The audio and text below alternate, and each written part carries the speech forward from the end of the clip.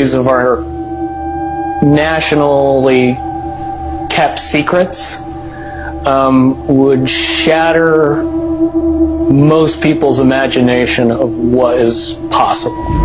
This is probably one of the more well-known black-budget time travel projects, with the exception of the Montauk Project.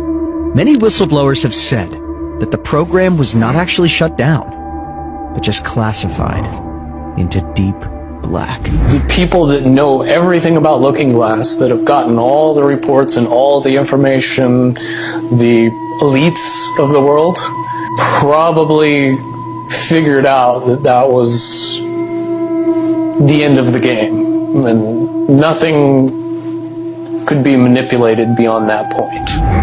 According to the alleged insiders, the Looking Glass technology was apparently used to look backward and forward in time, using the consciousness of an operator as a type of steering mechanism.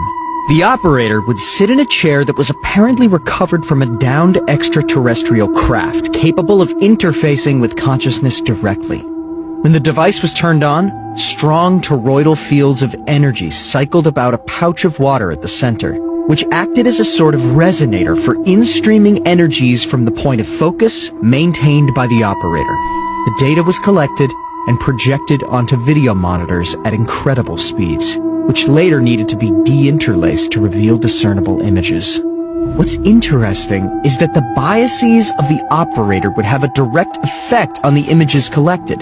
For example, if one were to look back to the time of Jesus' crucifixion, if the person doing so was an atheist, they may not see anything at all. But if the person was a Christian, they may see the infamous crucifixion event. This is suggestive of a time-space mechanic in the universe, wherein the human mind is able to navigate through time itself.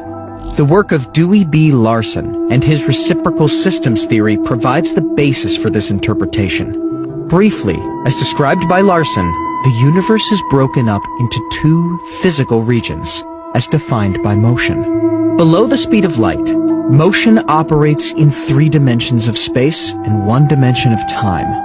Above the speed of light, motion operates in 1 dimension of space and 3 dimensions of time. As bizarre as that sounds, the mind is uniquely equipped to navigate in time, which is able to access memories of the past, gain awareness of events in the present, conceive of future possibilities, and even imagine alternative events that did not actually happen.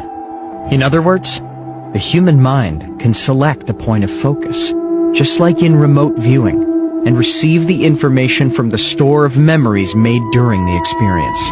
Do you know the difference between Looking Glass and the yellow cube? Yes.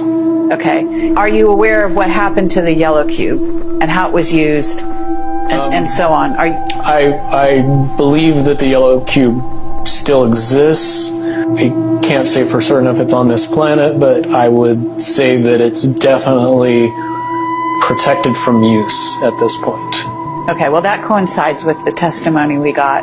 The yellow cube or the yellow book would give you your possible future. Yes. So it took basically the choices that you would inherently make along a timeline and tell you what that timeline would be, given that you made all the choices that your brain would make. Well, this is exactly what I was just going to ask you. What we were told is that leaders of governments and so on, people in high places, politically, would use this to try to see their most optimum future and then follow those.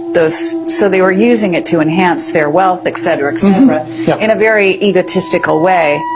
And that was part of the problem with it. The Looking Glass device seems to be capable of the same type of process, to access a data stream from any conceivable location in space or time, steered via the consciousness of an operator. According to the testimony of Burish, the technology was provided to the human race during the Sumerian times, when an advanced contingent of future humans went back in time and provided that civilization assistance after a cataclysm known as the Deluge.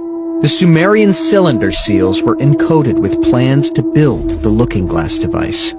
Earlier versions of the project saw the development of an actual portal that an individual could move through to jump in time. According to Burish, accounts provided by captured beings known in the program as P-45s, future humans 45,000 years into the future, the Earth was destroyed by massive cataclysms around the year 2012.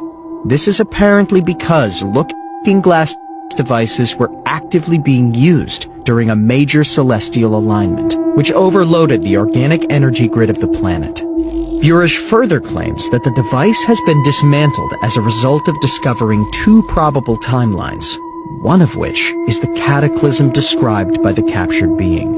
An attempt was made to look into the future, but no concrete data was able to be received past the infamous date of December 21st, 2012, suggesting that this date is a nexus point in time, whereby either Timeline 1 or Timeline 2 would gain momentum. In the last report, Burish suggested that Timeline 1, the positive timeline, had an over 80% likelihood of coming to fruition.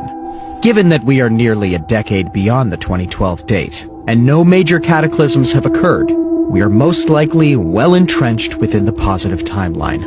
This is undoubtedly one of the more intriguing topics in Awakening Times, which seems to be well hidden in popular works of fiction. Corey Good, a secret space program insider, claims to have reviewed documentation relating to this project. It would be very hard to accept that all of this information that is currently held secret and classified